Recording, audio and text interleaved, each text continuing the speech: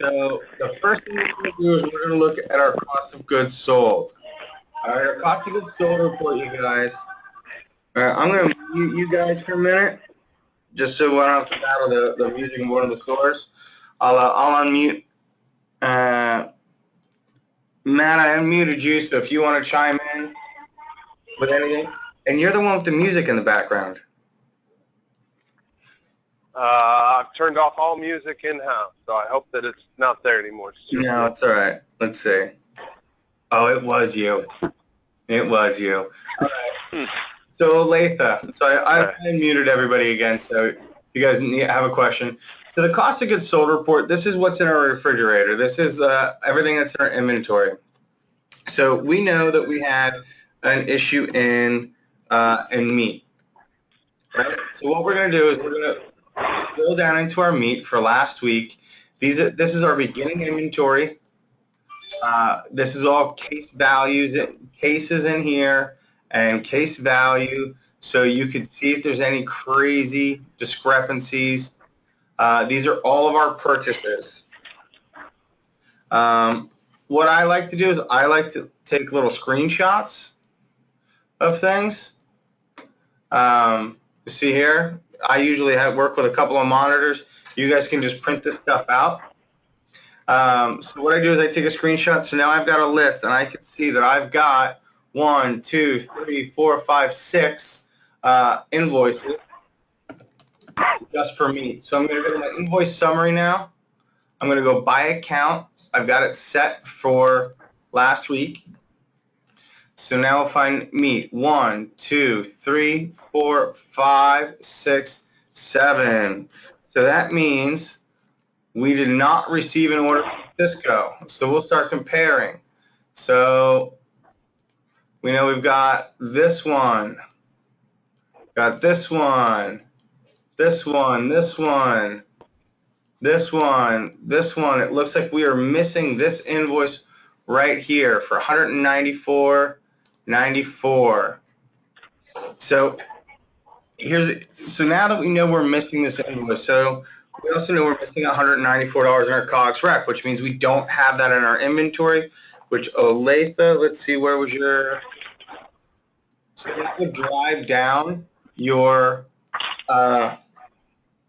food cost, your TVA a little bit.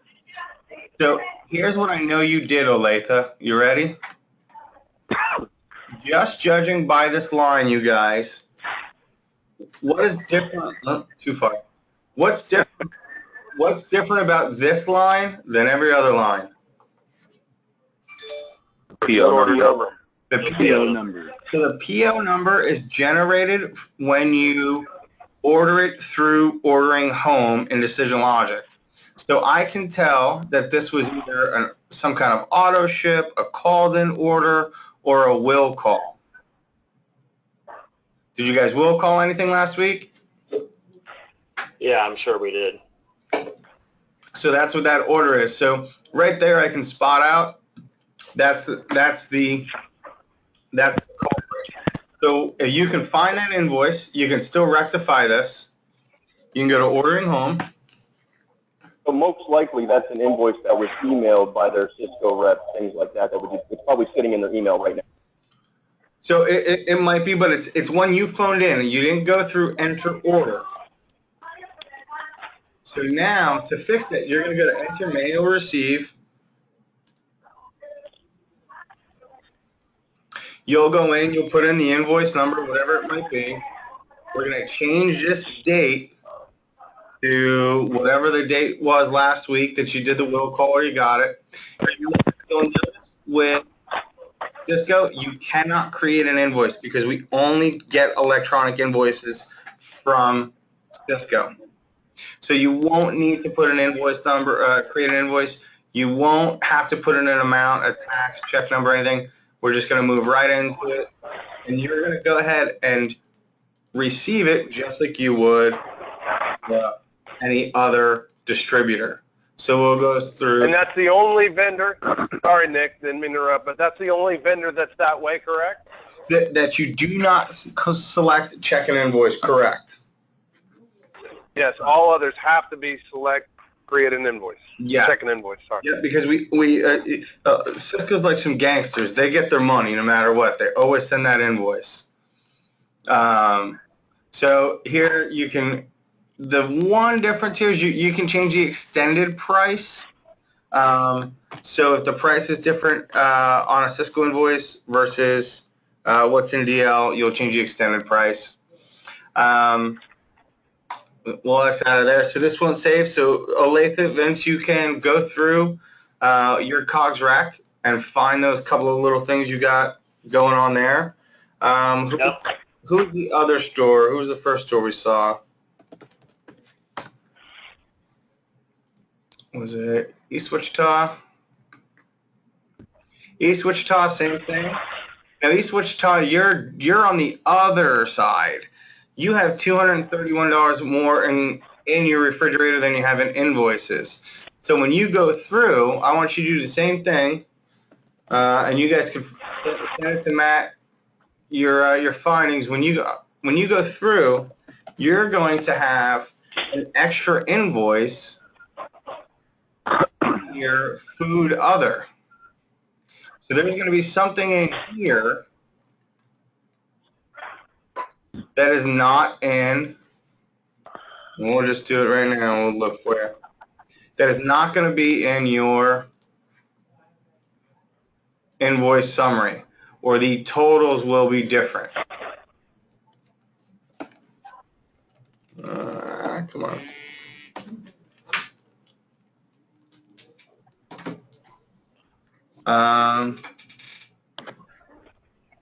By account. So let's look. So here you go. You have a credit memo. So that'll come up every once in a while. But let's look at these prices. So that's the same price. That's the same price.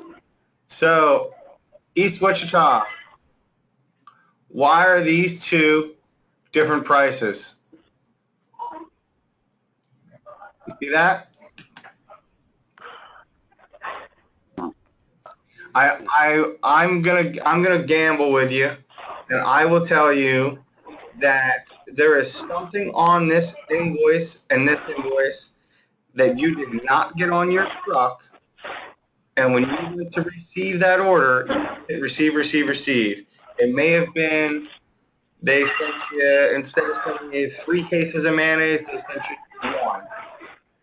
And instead of changing that receive number, you just blindly accepted it.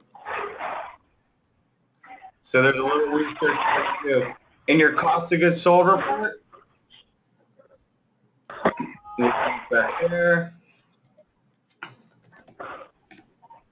So in your cost of goods sold report, you can drill down, and it's nice because it'll show you just what the other ingredients were. So you can drill down and say, hey, did I really receive 8 things of flour? Did I really receive 3 things of fry? All right? So you need to validate these 2 invoices and figure out why you got more money in there. All right? All right, so that... Hey, Nick. Yeah? Hey, can I ask you a question?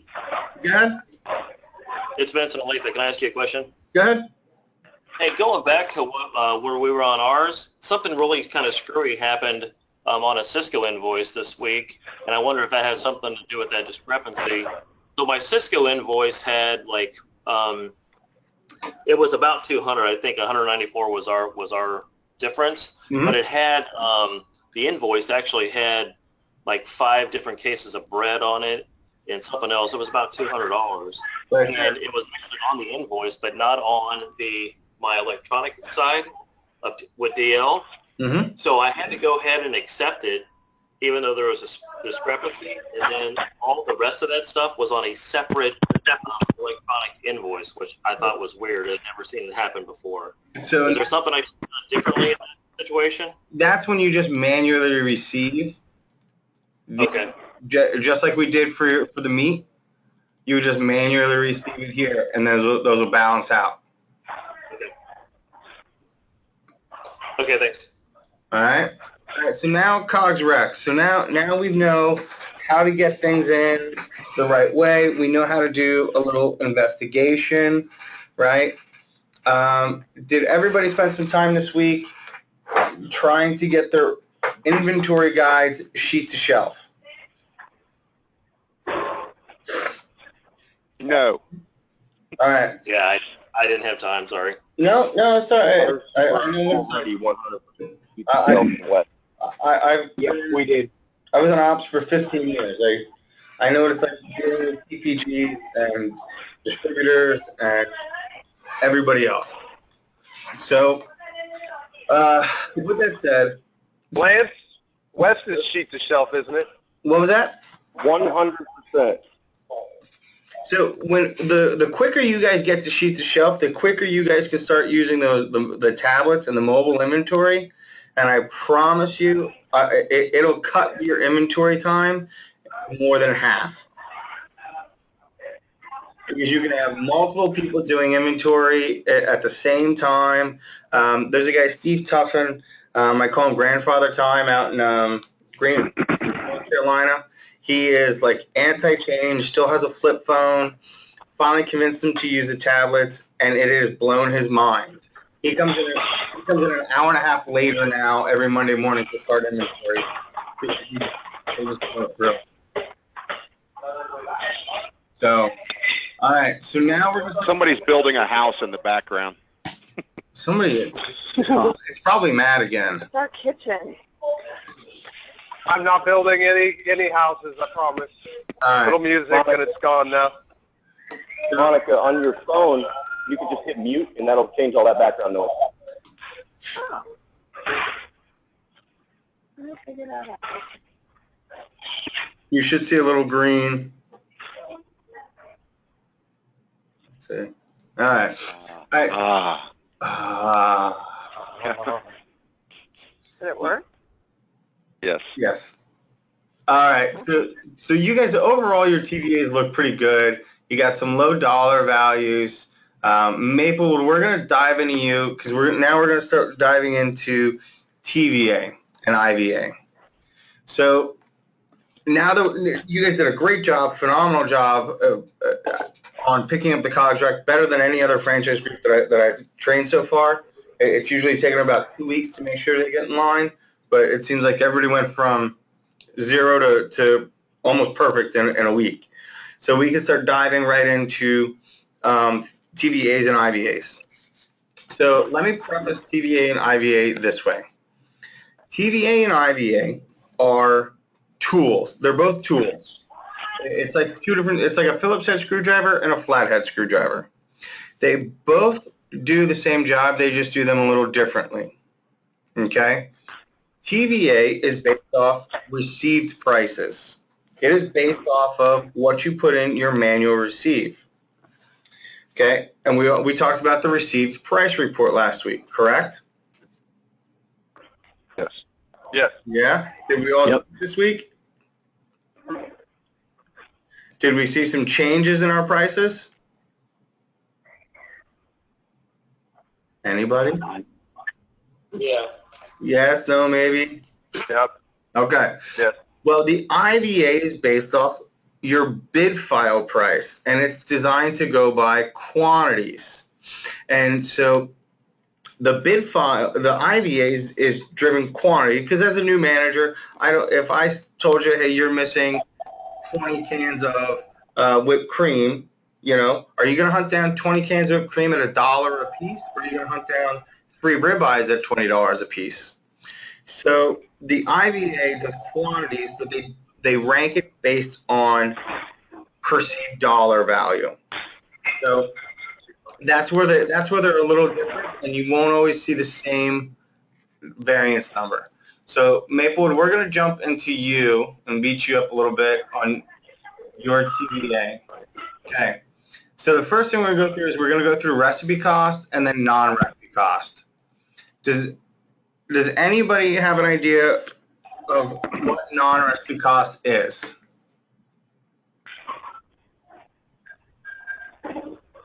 Hey, can you answer the phone if it rings in the future?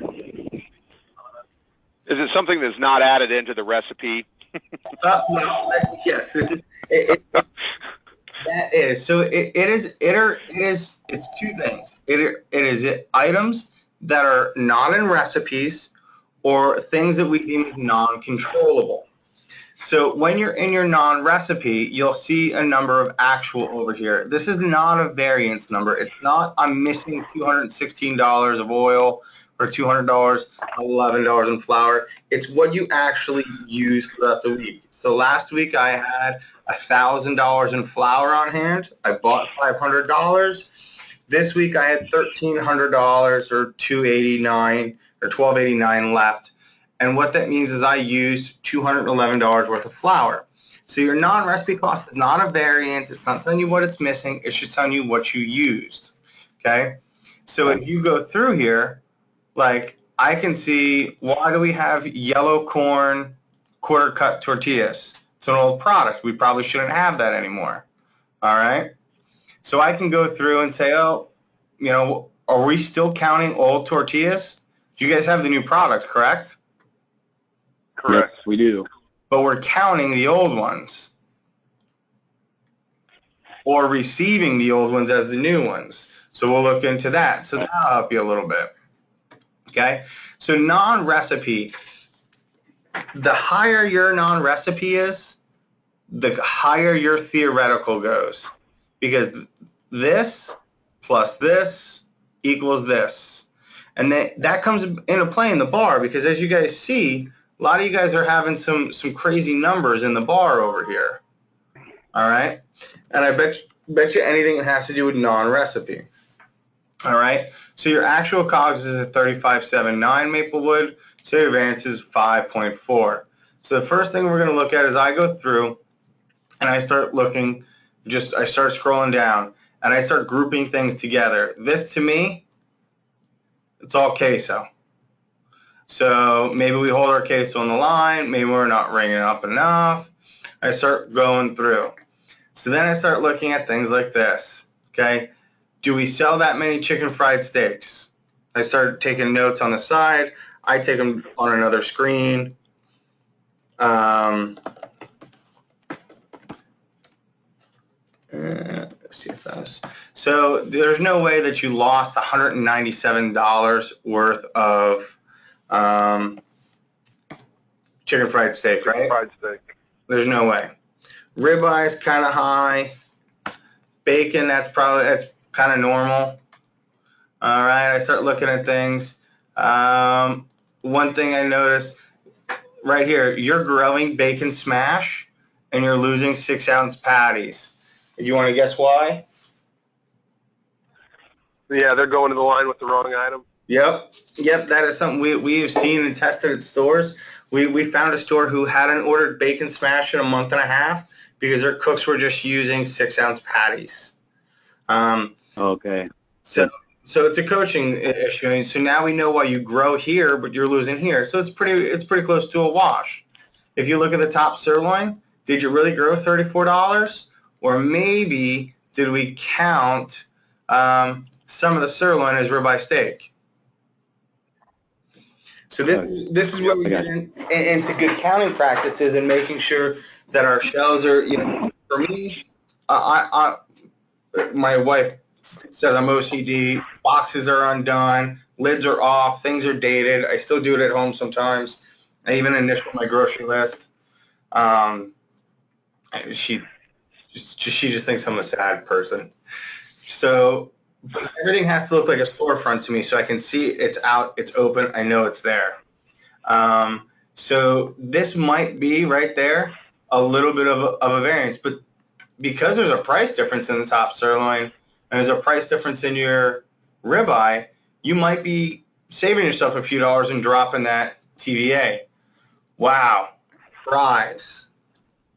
All right, let's talk about fries. The average case of fries, the price of fries is $21.83. So, according to that, you lost 16 cases of French fries in a week. Is that possible?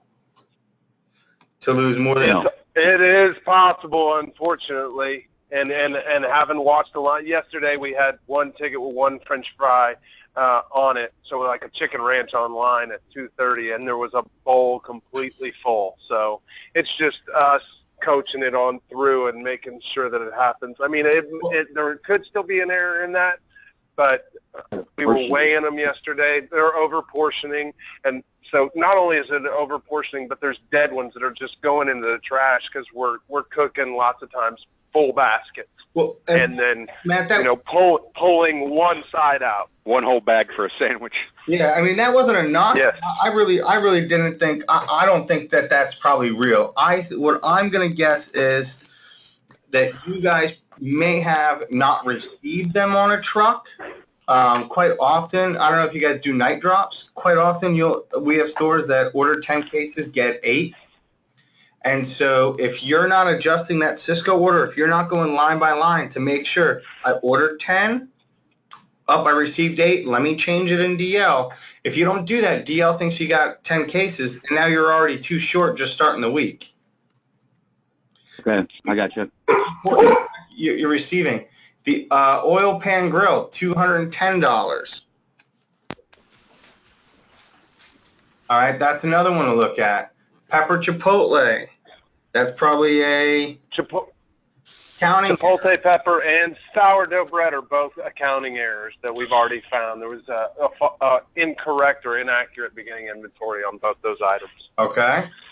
So we go down, $1 here, a little bit here. Not bad. The growth is even pretty normal. Hollandaise sauce, that's definitely I would look at accounting error. And you guys are you testing pickles there? No. Yeah, they have. You're not currently getting the 5-gallon sliced pickle? Yes, we are getting the sliced pickle. Sorry, I misunderstood you. That's the test item he's referring to. Yeah, we need to get off that product. That product stinks. Okay, well, and I didn't know you guys were getting Just them. be blunt. What is wrong with the pre-sliced pickle? Joe, you want to chime in? It's pretty simple. Yeah, it's just it's not the quality that we're looking for. There's holes in the pickles, and they're not chips. It's almost like they're cut too thin, so when you cook them, they start curling, and it's just not. We're just not used to it. It doesn't look as good as how we slice them. Okay. Yeah, they're wafer thin. I mean, they're like a neon green. I mean, they don't even look real. And when you go over to Chesterfield and you see at least in St. Louis, you go over to Chesterfield and see what we started with. For a labor savings, I wouldn't go after pickle. I'd go after marinara, cream gravy. I'd go after some other things. Okay. So you can see, I mean, I take notes on everything, you guys, from, here's our August menu rollout stuff. So I take pretty good notes. So when you guys give me feedback on something, I mean, here's just decision logic stuff. But here's some notes just from this morning. So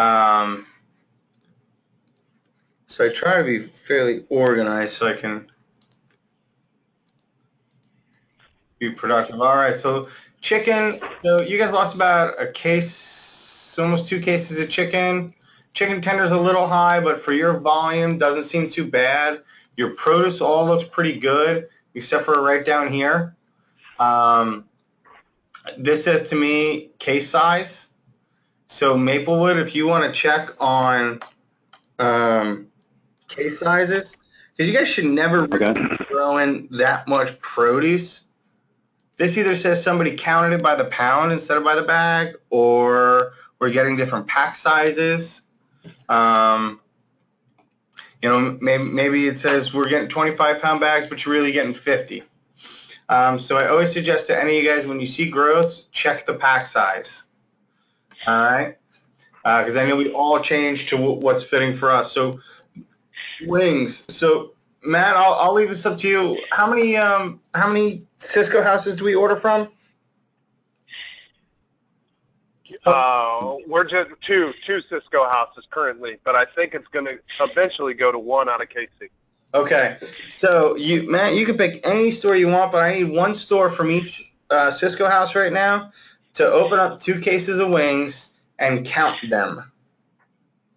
All right. I'll have that information for you today. It's going to be Weston Maplewood. All right, and I'll show you why. So the reason why, so wings is kind of a beat down and a half because it's something we buy by the case, but we sell by the each. So what I have to do is I have to do the math and figure out what the average wing per pound is. Okay, so right now it says you guys are getting 6.5 wings per case, or per pound rather, per pound. If that's not true, and let's say you guys are getting 5.5 per pound, so you're losing 40 wings per case, you order 10 cases, you're losing 400 wings, you're losing 2 cases just because you're getting bigger wings, not because you're doing anything wrong operationally, simply because the information is wrong and we just need to update it. So every Monday, I got a ton of stores who have problems with chicken. Every Monday, it's part of their inventory. As soon as they're done counting, they have a cook, open 2 cases and count them. Just send me the numbers and I'll calculate it, update it, and then it'll be good for the next week. But you can see we've got anywhere from, 5, 5.25. I think Florida gets up to, and Houston get up to 8 wings per each, 8.5 in North Carolina. So it can really have wreak some havoc on your TVA. We'll jump back in here. So wings, that just is I'm going to guess just needs to be updated for you guys. Everything else looks pretty good. This is probably a little flip-flop. All right. I will tell you guys, if you see something, anytime I see haddock, I remind people of this. If you see something on your inventory sheet like prep-haddock, or cut haddock, always count what it is, what it's supposed to be. And the reason I say that is that haddock, the prepped haddock, has waste built into it. So that value is a little bit higher because we factor in cutting off the tips of the haddock. It's just a little bit, but every little bit helps. So, if you count it all as regular haddock, you're only hurting yourself. Okay. All right. That's exactly what makes it good. So, hey Nick, this is Todd. Can I ask a dumb question? There's no dumb questions. Go ahead. So do we have, you said on the wings, right? 6 to 9 per pound is kind of the spec. Haddock, since you brought it up, it was, we were in Maplewood last week cutting it, and the pieces of haddock seemed extremely small and extremely thin. But is there a spec or a cutting of what shape and size and weight by contract each of those fillets should be? Ooh, that one, I don't know. But because we just don't want to scream and yell that, hey, the haddock's the wrong size if we have not contracted a certain size of fillet, right? I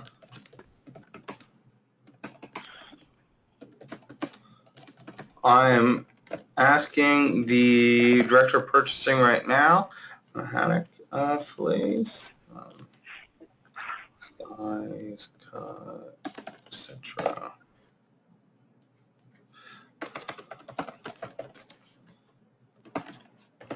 All right. When he sends that to me, I will ship that out. Thank you. Go ahead. I just said thank you. Oh, you're welcome. You're welcome. There are some things, you guys, that obviously, they.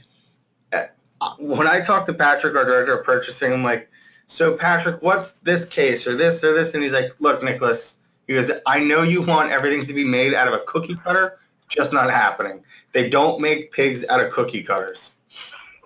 Everyone is different. So we got, the manufacturers allowed a little variance. We try and build that into the recipes.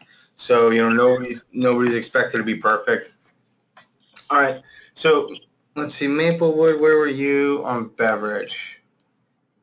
Okay, so you're up there. No. You're up there. I'm going to use you in West Wichita. All right, so before we jump over to the IVA, I want to touch on the bar as well. All right? So the first thing we're going to look at bar is we're going to look at non-recipe cost. And we'll go through and we'll look at Chesterfield and look at your non-recipe cost. It's 1.5. East, we're going to skip you for a second.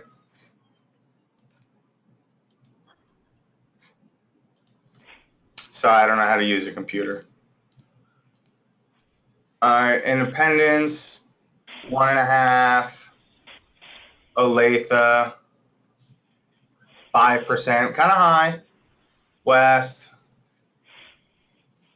2.4. So now let's look at Maplewood and East Wichita. So we'll go to East first. So 2.18, all right, and then Maplewood. So Maplewood, the first thing I see is your non-recipe is low. So remember I said non-recipe are things that literally are not in recipes, or we have factored them out of a recipe, meaning we just don't think you're not going to control olives. That's silly, right? And it's got keg deposits in here. But look what else it's got in here, Maplewood. It's got a lot of beer in here. So the first thing I want to do is I want to check my keg deposits. Your keg deposits should be pretty close. So you got 790 and 690. That's not too bad. Here's what's going to happen with keg deposits. I see that there's a store in North Carolina, Winston-Salem. The driver there is pretty miserable, only picks up kegs every 2 weeks. And what happens is, because this becomes cyclical, 1 week they have this super high non-recipe cost because it's all these deposits. And so their theoretical is way up there, right? And then the next week they have all these returns, and then the returns drives that non-recipe cost down because it's just a negative number, and all of a sudden her theoretical goes from a 19 to a 14, and there's no way you hit a 14%, right? No way, it's impossible. So we got to make sure when kegs come in, kegs go out. So they should be pretty even every time. If not, you're going to hurt yourself, because remember that non-recipe cost helps drive this theoretical closer to your actual. So now we said non-recipe cost is things that aren't in recipes. Now you'll see there's a whole lot of stuff in here that's in recipes though, right? What this is it's also, think about it this way. These products were not used in a recipe last week, meaning they weren't sold. So last week, Maplewood, you did not sell any Hudson Baby Blue, okay? It was not rung up in the computer. You didn't ring up any Patron Reposado. You didn't ring up any Casa. You didn't ring up any Schlafly Rotating Lager or Two Brothers. However, there is a difference in your count from last week to this week. So last week you may have had 1.2 bottles of Hudson, and this week you counted 0.3 bottles of Hudson. So you used $87 worth of Hudson Baby this week, and not one drink was rung up. Okay. So that says two things. It says one of three things. There's a counting issue that we'll look at, and that's why we go to the IVA. We start with our TDA to get these dollar amounts to figure out what we need to be chasing. So one, there's a counting issue. Two, there's a disconnect in the point of sale somewhere. Maybe it's a new product you brought in. We had to create a button.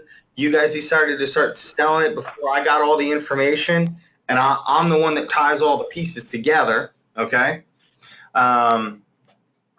Or it's a theft issue. You know, you'll see sometimes as we dive into the variants here. You know, the first example I always use is store in Florida. They were missing the exact amount of Johnnie Walker Black, or I'm sorry, Johnnie Walker Gold, as they were growing Johnnie Walker Black. And a TPG behind the bar was giving shots of Johnnie Walker Gold for the price of Johnnie Walker Black. by going through your variances, you're able to tell that. Okay? All right, we're back to building houses. All right, so if you start looking at some Maplewood, I mean, what's a bottle of Tito's? Maybe $20? Yeah. A bottle of Crown, that's probably a bottle and a half. Bottle of Bullet, bottle and a half of Cointreau. So, and you look at your Bud Light, Dos Equis, Dirty Blonde. So these are the things that I would add to your hot item counts. Are you guys doing hot item counts now? Not on a regular basis. They're not. Okay. So this is going to be the takeaway from today for everybody. So since most of you guys are doing pretty well here, right? Most you're doing pretty well. Maplewood, we know, we got a couple of counts with food. Bar is really where everybody could step up. Okay. Olathe, that's even kind of low. Negatives aren't good either because that means we've got counting issues. All right. And you can see historically just there's always something going on. You guys need to create hot item counts. Do we know how to do that? Yes. Is that a yes from everybody? Yes. Yes, Okay. yes, we do. So what I suggest you to do is let's focus on the bar this week. Go through and you're gonna create a hot item count for your top 5 losses. So Maplewood, I'm gonna pick on you again. I would say Bud Light, Dos Equis, Dirty Blonde, Tito's, Crown, maybe Bullet, and then I would also start looking at my top 3 growths because either we're counting these 3 products wrong or I have a bartender who is ringing up. What's more expensive, Maker's Mark or Bullet? Makers. Okay. Makers. What's more expensive, Crown or Crown Apple? Same. Same. So I would imagine that they are probably ringing up Crown and selling Crown Apple. Maybe we counted it wrong. So that's why I always say top 5 losses, top 3 growths. Because we want to figure, are we really growing stuff? Where is it coming from? Okay? So, and you guys got to do these every day, and you got to do your invoices every day for this to work. So we're going to jump over to All Food IVA. Maplewood, we're going to stick with you. Nicholas, on that note, how do we change and just using, since you're already on Maplewood, like Crown Maple didn't show an extended price when we put it in, which means it was an invoicing issue. But how do we fix that? Because we know it has a cost. So that means, okay, I'll show you. So in Decision Logic, we start with an ingredient. Okay. And I don't know how to use a computer or spell. So Crown. So here's all my types of Crown I have. So we start with an ingredient. This is what you see in your inventory guide. Okay. So now, who do you get Crown Maple from? Major brands. Who? Laser. Glazer? Glazer, excuse me. So do you see is it Glazer's Independence? Yes. Okay. So this means it's got a bid file. A bid file is pretty much just a price file. So it means I've got all the specs. I've got 33.81 ounces because it's a liter. It's $32.44. You get 1 bottle. But now it has to be on an order guide. And so now we have to see, do we see a Glazer's Independence? So it does. It should come across with a, and who's this for, Maplewood? Yep. So let's find out what inventory set. Do you have it on your inventory guide? Yes. Hey, Nick, is this something that only you can do, or do we have the ability to do this, what you're doing right here? No, this is only a me thing, but I like to show you how this connects, because right here, this is where I get all the information. This is what connects, this order guide is what connects it to your inventory. And if it doesn't have this bridge, it doesn't have a price. So, Nick, a perfect example would be at Chesterfield with Bullet and Bullet Rye. I emailed you last week that I have Bullet Rye on my inventory, but I don't have it in an order guide. So who do you... I'm constantly showing a variance. Glazer. Glazer Independence? Yeah. Okay.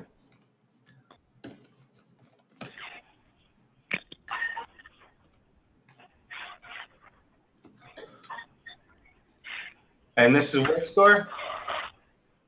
Chesterfield. Okay, so Chesterfield. So first I have to make sure that you're assigned to that store.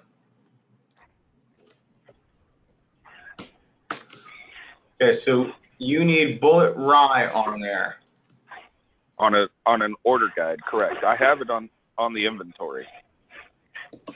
So I'm receiving Bullet Rye as Bullet because I don't have it on an order guide, but I'm inventorying it as Bullet Rye.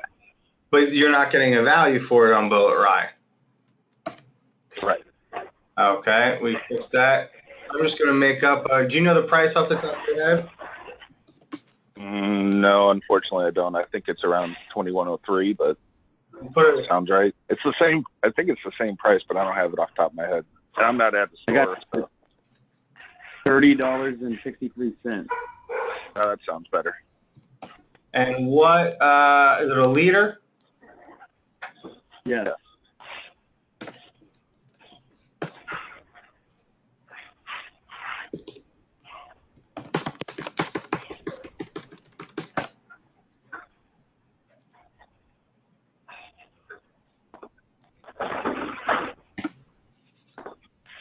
I'm sorry if I missed your email. And it's probably... That's okay. I mean, it fits along perfectly with what you're showing us as far as different variance. Yeah, and so now I have to add this liquor in. So now you can receive it right now.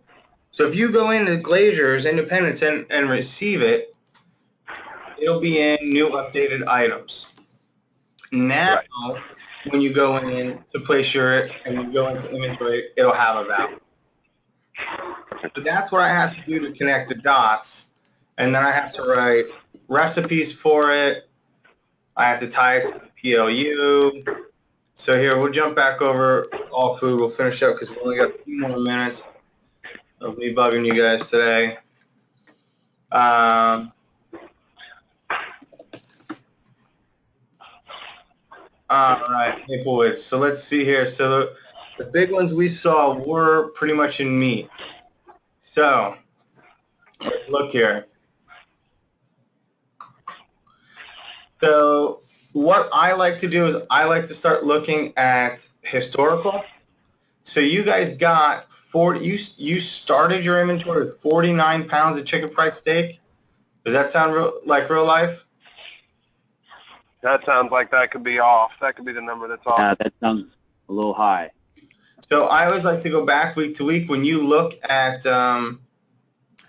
see, and look right here. If I look back a week, you guys, so when you're checking your IVAs in the morning, look, if I grew. Negatives and positives. Negatives and positives. And here's what's going to happen. You guys are going to end up in a down cycle at the end of the period, and your food cost is going to be for crap. And it's going to be because some people have that mentality of, oh, I grew last week, I'll lose this week, I lost this week, I'll grow last week. No. Let's go in, let's do, does everybody know how to do the change request? Why don't you review it just with us real quick? Yes, all right. Please. Make sure everybody's on the same page. All right, so I'm going to do, I always get these backwards. So 7-1. Oh, you know, I'm sorry. I'm used to doing it from my side. So inventory home. So Maplewood, what I'm going to do is I'm going to find your inventory. I'm going to request a change. All right. You're going to have to tell me where. So cube steak. So we didn't have 49. Let's say we had 29. Okay, it's the same.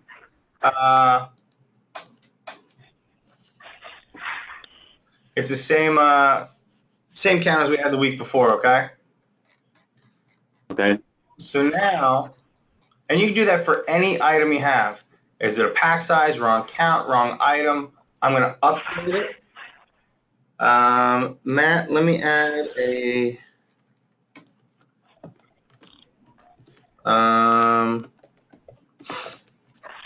reminder to make sure that you have a request change approval. So now you can see all the things you've changed.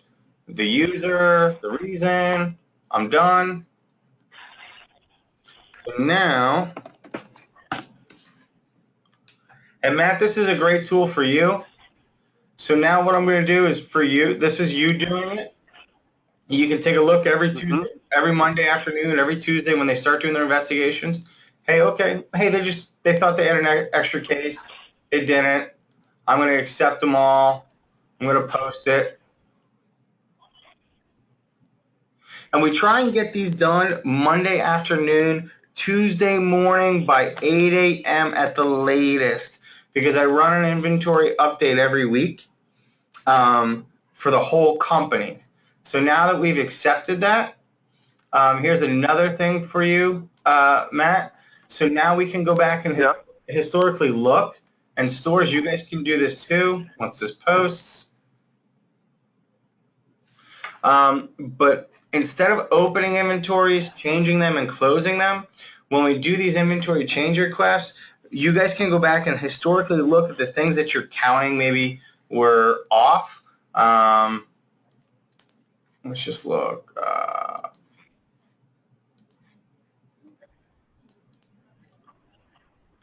To give you an idea, I'll show you the corporate stores. So, you know, Crown, 3 people counted Crown wrong. Number of requests, number of stores. So we can do it by store now. So Addison had 18 changes. Well, let's see what they did. Well, they thought they had 50 butters. It was really 62. So you see, now I can start tracking what you guys are doing. Like, I'm going to ask Brian, so someone counted 25 of the old tortilla. He didn't have it. It's 0. So that says to me, Brian's not keeping up with his order guide right there. Look at thick bacon, bacon slab.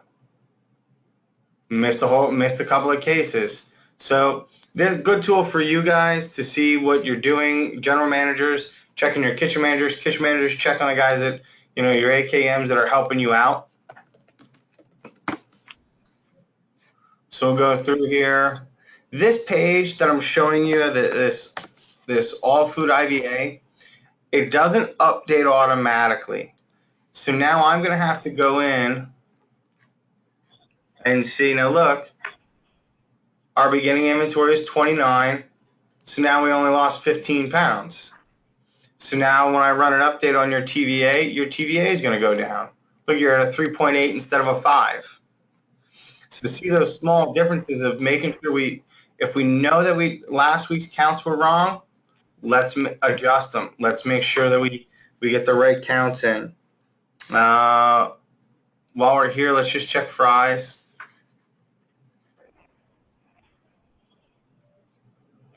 So did we really get in 210 bags of fries? We got in 35 cases of fries? Is that normal? Yeah. Okay. Sure. Wow. That's why I go back and I look. You guys can do the same thing. Start going back and looking. You know, fries, it looks like you have an issue with fries there, but look at the difference between, now look, you ordered an extra 4 cases of fries this last week than the week before. So if we go back another week. Hey, Nick. Yeah? They owed us 4 cases of fries. 4 of those cases went to Chesterfield. Ah, okay. So looks like the orders are about the same. So I will. Hey Nick. Nick, this is Lance in West Wichita. I have a question about that. She said that they owed them 4 cases. Is there a way that, because we have the same problem here, we have stuff on our inventory that we shouldn't have because it was borrowed from the east side. Can we do in-house transfers between restaurants with DL? Yes. Yes, you can. And let me make sure it's set up and turned on for you guys. It's essentially called an IUT, inter-unit transfer. Okay, here's the one goofy part. Okay.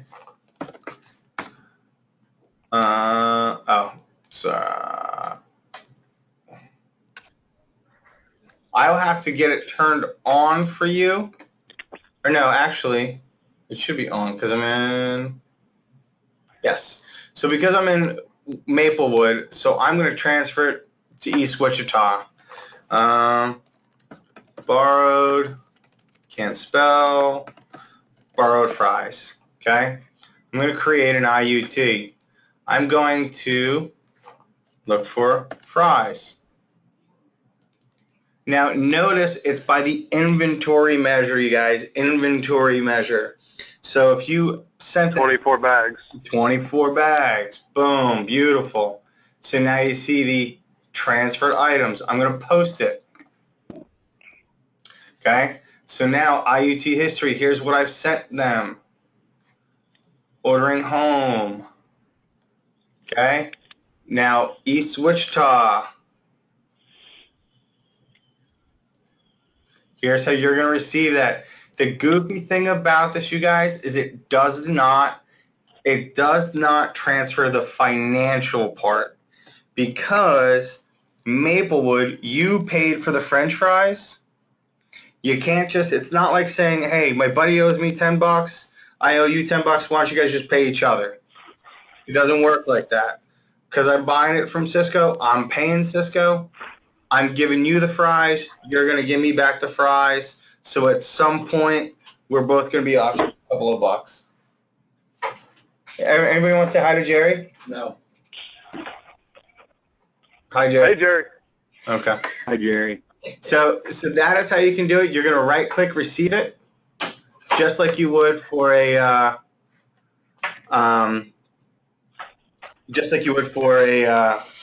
Cisco order. So east and west, you guys can transfer anything you guys want to each other. You know, you'll have a record of it here. So Matt, you'll be able to see everybody's. So you'll be able to just pull up whatever store and see, hey, this is when they sent it. Here's the date. They did send it. Here was the list. Here's the manager. Okay. So you can just leave those on there. I'll delete them. All right, so we talked about today your COGS rec. Wonderful job, everybody. You guys did a great job. We know the difference between enter date and post date. Matt, you're going to follow up with the accounting. Yep. We're going to keep trying to work on sheets of shelf. Okay. If there is anything that you guys are missing, please send it to me. I apologize if I missed the bullet last week. Are you sending it to me or are you sending it to IT support? I sent it to you and you forwarded it to IT support for me. I do that so we can track it. So right. If you just send it to support, it goes to the tracking system, goes to my inbox, and then it gets labeled as decision logic, and then we sort out our work that way. So, and then I created a product vendor request and sent it to IT support as well for a couple items. And here's here's kind of our list of work in here. So these are all the tickets that come in and how we sort it out. Fun life living on a computer. Okay, so we talked about non-recipe costs. We talked about liquor non-recipe costs. So you guys are going to start looking at the non-recipe costs in liquor. If you don't sell it, it should be 0. Maybe it's missing $1 because they used it in an ad on a shot. Okay? We're going to double check our counts. We're all going to do the change request. So if you guys have any inventory changes to do them today, please. Right click, change request. Matt, I will send you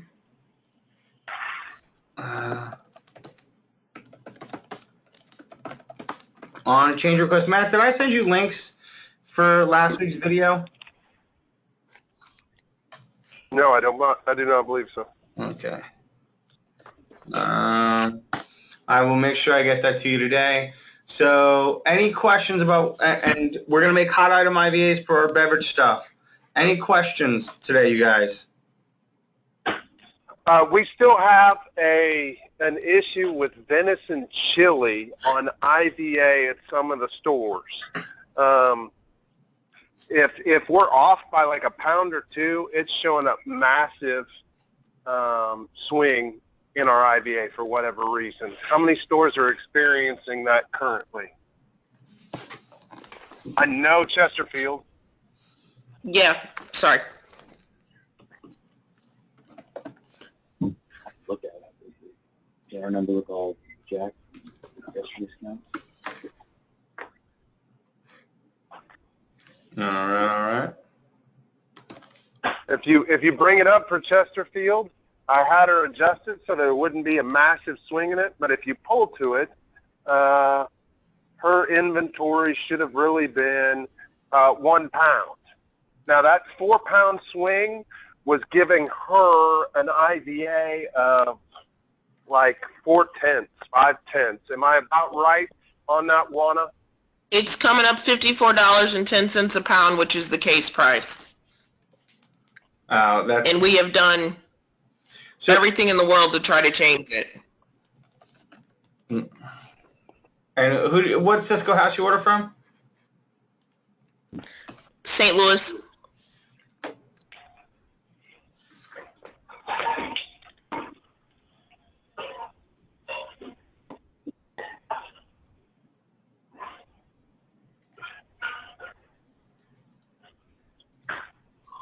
All right, it's fixed.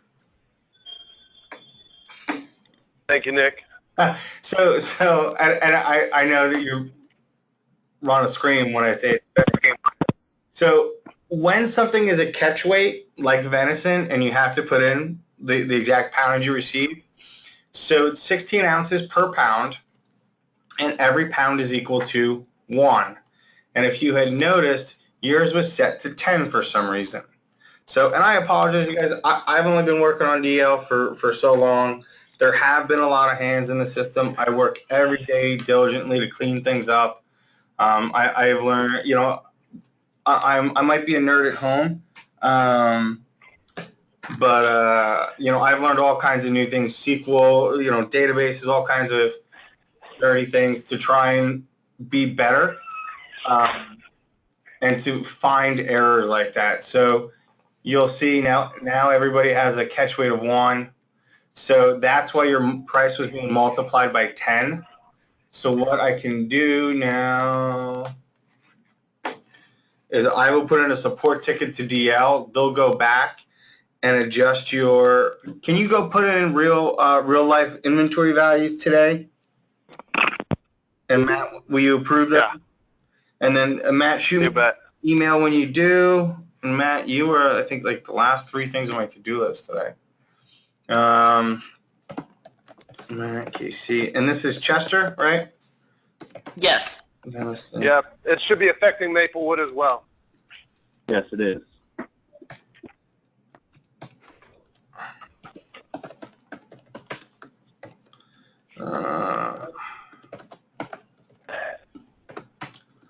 And I'm sorry I'm keeping you long, Nick. I apologize for that. No, you're all right. It's after this. I just we're working on pricing tiers for the entire country, so you're saving me from staring at spreadsheets and writing formulas. So don't worry about that. Okay. All right, so hot on my IVAs, you guys. Please try and get your inventory guides sheet to shelf. We know how to make things inactive, right? Yes. Yep. So, because I'd really like to get you guys on tablets, or at least have Matt have you testing that out at one of the stores. Because as we move into line production sheets, those are all going to be available on the tablet. And you guys, we are one of DL's top clients in Premier. I do a one-on-one call with the director of operations. Him and I just chit-chat on the phone a couple times a week. And there's a lot of things that we do that we push the envelope on.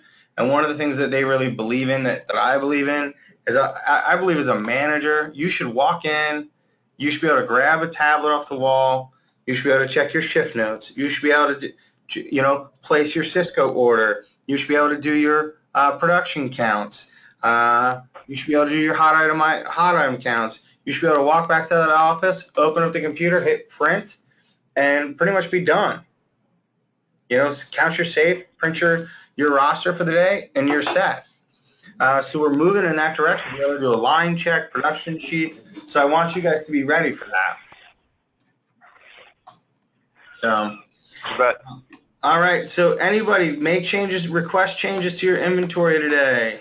Matt, let me know when they are all approved. And then I will send you a few more things today. Any last minute questions, you guys?